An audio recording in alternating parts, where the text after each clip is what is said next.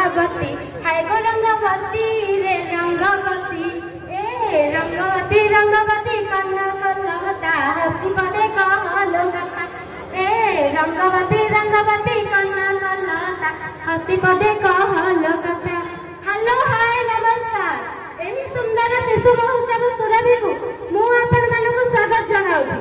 मु आपण मानकर अति प्रियर मधुस्मिता कलाकार तो कलार पूजारी कलाकार तो कलार पूजारी दर्शक मो पाई ईश्वर एही मंचरे थिबा ईश्वर को पाई करूछि मु गोटे जुहार करूछि मु गोटे जुहार।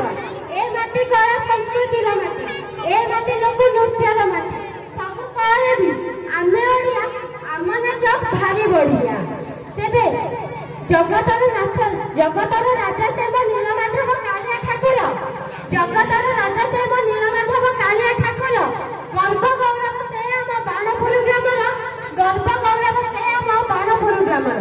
तेबे चलतु जोरदार सहित करताली दे स्वागत करिबा आम ब्लॉक रा बसंत कुमार विद्यापीठर किछि छात्री मानकु जेउ माने देखि लुचि जाउतबा लोक सेमानकु देखिबा लुचि जाउतबा लोक कला गोटे छोटिया झलक। तेबे चलतु देखिबा जोरदार करताली सहित ताको उत्साह करंतु।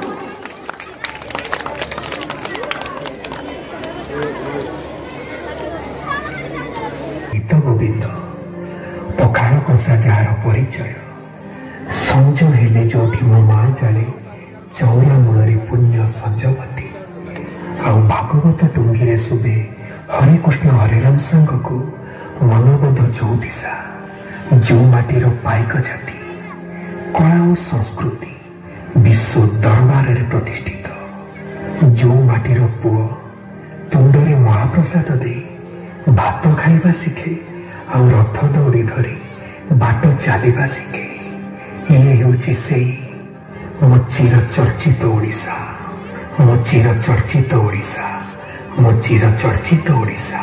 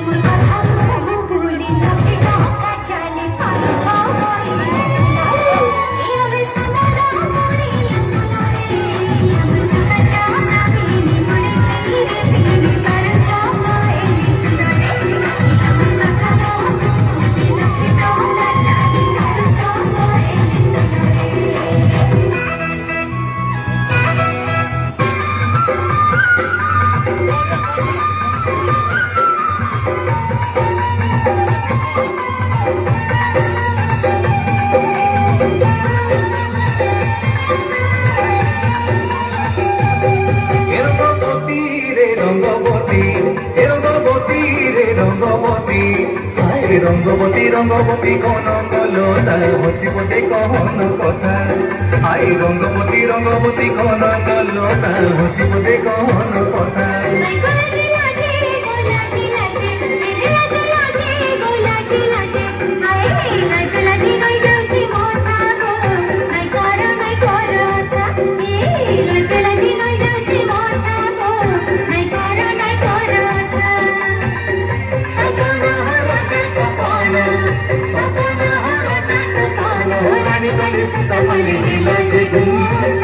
রঙ্গবতী রঙ্গবতী